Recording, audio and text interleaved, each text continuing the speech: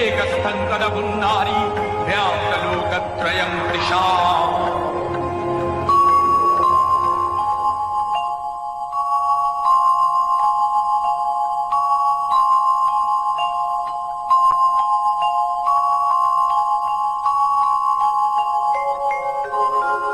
नमस्ते शरण्ये शिवे सानुकंपे नमस्ते जगद्व्यापिके विश्वरूपे नमस्ते जगद्वन्द्यपादारविन्दे